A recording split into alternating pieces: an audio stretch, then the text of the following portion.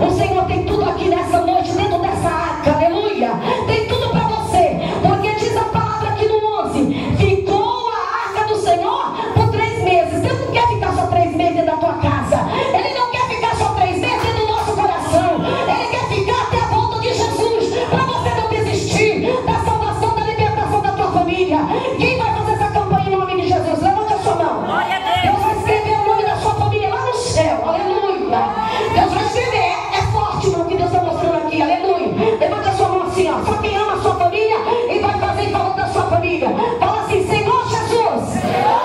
Está fraco, o Satanás não escutou, não. Ele vai ter que ouvir isso. Senhor Jesus, eu creio que a arca do Senhor vai ser colocada a minha família. Eu não posso viver sem a tua presença. Entra, Senhor, dentro da minha casa, chamado coração, em nome de Jesus. Todos comecem a dar glória, glória, glória. Amado Deus, querido Pai, Salvador Jesus Cristo, olha, Senhor, aqui existe coração contrito, coração amargurado, casa, Senhor Jesus, famílias destruídas. Pai querido, os filhos estão nas drogas, filhos, meu Senhor, que está triste, abatido, com depressão.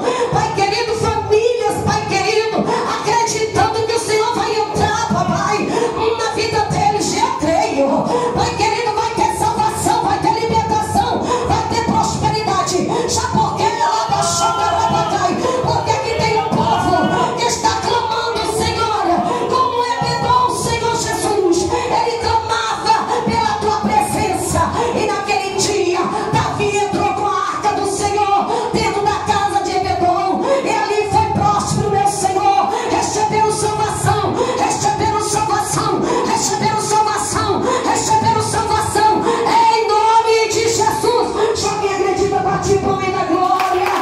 Eita, Deus, eu creio. Isso vai se dar de glória.